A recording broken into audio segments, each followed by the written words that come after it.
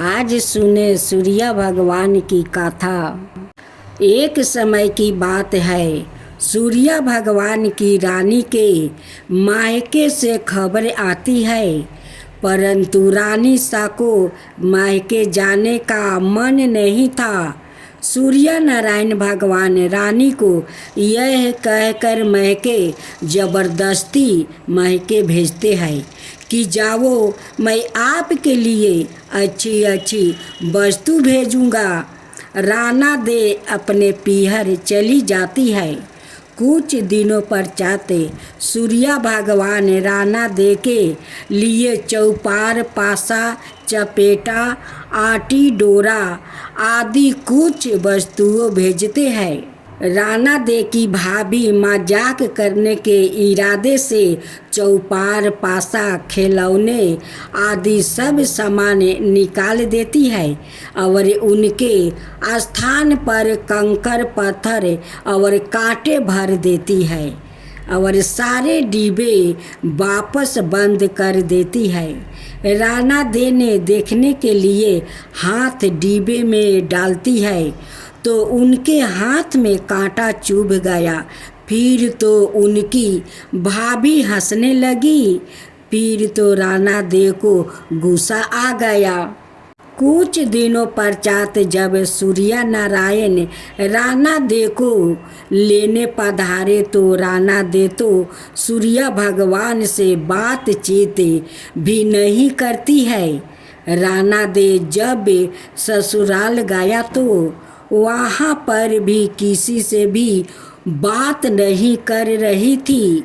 सूर्य नारायण ने अपनी माताजी से पूछा कि माताजी, राना दे आपसे बातचीत करती है क्या? उनकी माताजी ने कहा कि नहीं बेटा, राना दे जब से ससुराल से वापस आई है उनके बाद से बात नहीं कर रही है। सूर्य नारायण कहते हैं कि माताजी, आप आज उनको बोलना कि साल चावल की बोरी पड़ी है, साल में से चावल निकाल दे, परंतु ऐसा करते समय चावल टूटना नहीं चाहिए, साबुत निकलना चाहिए। अब राना दे तो रोने लगी। रोते रोते वो छत पर चढ़ जाती है और उन्हों चिड़ियाओं को बुलाया। राना दे चिड़िया से कहने लगी कि मैंने कभी तुम्हें चुंगना डाला होगा, अब तुम इन चावलों को छील दो। ढेर सारी चिड़िया सारे के सारे चावल छील कर उड़ गई। सूर्य नारायण ने फिर पूछा कि माताजी, राना दे बोले क्या? माताजी कहती है कि नहीं बेटा, वो तो कुछ नहीं बोलती है। सूर्य नारायण फिर बोलते हैं कि माताजी, इससे अब आप उनको कहना कि 108 छेद वाली मटकियाँ है, उनमें पानी भर दे। राना दे तो वापसी से रोने लगी। तालाब पहुँच कर भी वो रो रही थी। उनको रोता देख कर मेढकिया आई और उनसे पूछती है कि आप क्यों रो रही है? राना दे ने कहा कि सासू जी ने 108 छेद वाली मटकियों में पानी भरने को कहा है, पानी कैसे टिकेगा? उनमें मेढकिया बोलती है कि आप चिंता मत करो, हम छेद पर चिपक जाएंगे, फिर आप आसानी से पानी भर लेना। फिर क्या था, मेढकियों तो छेद पर चिपक गई और राना दे ने पानी से मटके भर दिया। उस दिन भी साया काल में सूर्य नारायण माता जी से पूछते हैं कि राना दे बोली या नहीं। उनकी माता जी कहती है कि नहीं बोली। सूर्य नारायण कहते हैं कि कल आप उनसे बोलना कि बाग में उनके मासी जी आई हुई है जो मिलने जाए, और उनको यह भी बोलना कि जिस तरफ चरमोह बिखरे हुए है उधर जाए। अगले दिन सूर्य नारायण रास्ते में औरत का रूप बनाकर घूंघटे निकाल कर बैठ गया, और जब राणा दे उस तरफ आई तो सूर्य नारायण औरत का रूप धारण कर ही बैठे बैठे रोने लगे। राणा दे ने कहा, क्यों रो रही हो? कोई मुसीबत आ गई है क्या? आगे राणा दे बोले कि मेरे जितनी मुसीबत हो तो क्या करोगे? सूर्य नारायण बोले कि आपके क्या मुसीबत है? राणा दे बोली कि क्या बताऊं, मैं पीहर नहीं जा रही थी, फिर भी उन्होंने मुझे ज़बरदस्ती भेजा और बोले कि मैं अच्छी अच्छी वस्तुओं और इनाम भेजूंगा, और डिब्बे में भर कर उन्होंने कंकर पत्थर और कांटे भेज दिया। मैंने देखने के लिए हाथ डिब्बे में डाली तो मेरे हाथ में सब कांटे चुभ गई। मेरी भाभी मेरी मजाक उड़ाने लगी। थोड़े दिनों बाद वापसी लेने आए और मैं ससुराल आ गई। फिर साल में से मुझे चावल निकालने को बोला और यह भी कहा कि एक भी चावल टूटना नहीं चाहिए। फिर मुझे 108 छेद वाली मटकिया में पानी भरने के लिए कहा। अब आप ही बताओ, छेद वाली मटकियों में पानी कैसे ठहरता? तो मेडिकिया मटके के अंदर चिपक गई जो मैंने भर दिया। यह कहते ही राणा दे तो जोर जोर से रोने लगी। फिर तो सूर्य भगवान ने राणा दे का हाथ पकड़ लिया और अपने असली स्वरूप में आ गया। सूर्य भगवान बोले, चुप हो जाओ राणा दे, मैंने तो डिब्बे में चौपार पासा आती डोरा मिठाई और अच्छी अच्छी वस्तुओं भेजी थी। आपकी भाभी ने ही मजाक कर रही होगी, मैंने पाथर कांटा नहीं भेजा। यह बात आप पहले ही बता देते तो इतनी मुसीबत नहीं झेलनी पड़ती। अब सूर्य भगवान की दूसरा अध्याय। सूर्य भगवान प्रतिदिन नगरी में पधारते हैं और सभी जीवों का पालन करते हैं। राणा दे सूर्य नारायण से पूछती है कि सुबह सवेरे आप धरती लोक चले जाते हैं और शाम होते ही सूर्य लोक पधारते हो। पूरे दिन आप धरती लोक में क्या करते हो? सूर्य नारायण कहते हैं कि मैं सबका पालन पोषण करने जाता हूँ, कीड़ा चींटी को कर्ण देता हूँ और हाथी को मन देता हूँ। राणा दे बोलती है कि क्या सबको खाने को देते हो? कोई तो बच ही जाता होगा। सूर्य नारायण फरमाते हैं कि कोई नहीं बचता है। राणा दे वापस बोलती है, किसी को बाकी नहीं रखते हो? सूर्य नारायण बोलते हैं कि किसी को भी भूखे नहीं रखता हूँ। भूखे उठाता है पर कोई भी भूखे सोता नहीं है।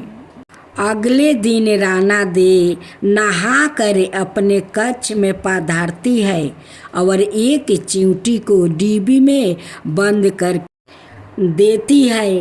राणा दे प्रतिदिन नहाकर भगवान की पूजा किया करती है और सवाए के भी कुमकुम चावल लगाती है। उस दिन भी उसने कुमकुम चावल की बूंदी लगी होती है।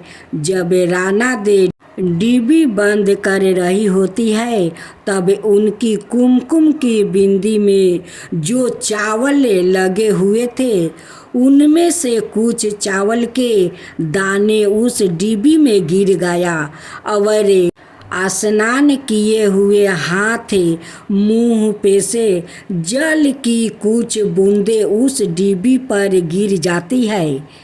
राणा दे को पता नहीं चला कि डिब्बी में चावल और पानी भी चला गया है और राणा दे डिब्बी बंद कर देती है। राणा दे सोचती है कि आज सूर्य नारायण को बताऊंगी कि देखो यह चिंटी तो भूखी बैठी है। जब शाम को सूर्य नारायण पधारते हैं तो राणा दे बोलती है कि हाँ सूर्य नारायण, आप तो कह रहे थे कि आप किसी को भूखे नहीं रहने देते हैं। सूर्य नारायण बोलते हैं कि हाँ सही में किसी को भूखे नहीं रहने देता हूँ। तो राणा दे बोलती है कि देखो तो यह चिंटी जो डिब्बी में बंद है वो तो सुबह से भूखी है। यह सुनकर सूर्य भगवान राणा दे को कहते हैं कि आप डिब्बी तो खोलो। राणा दे जैसे ही डिब्बी खुलती है तो क्या देखती है कि चिंटी के मुख में चावल के कण है और डिब्बी में पानी की बूंद भी पड़ी हुई है। राणा दे को अपनी आँखों पे विश्वास नहीं होता है। वो सोचती है कि हम तो यही सोच रहे थे कि चिंटी भूखी होगी, डिब्बी बंद कर रही थी, तब तो उसमें कुछ भी नहीं था। राणा दे हार मान लेती है और सूर्य नारायण भगवान से कहती है कि मैं मान गई, सभी की पूर्ति आप ही कर सकते हैं। अब सूर्य नारायण की दूसरा अध्याय।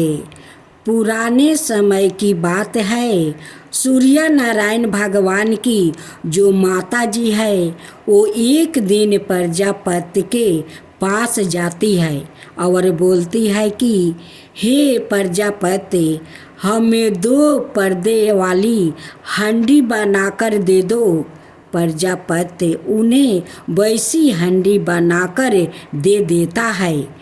एक में तो वो मीठी खीर बनाती है और एक में खट्टी और खरी रब बनाती है।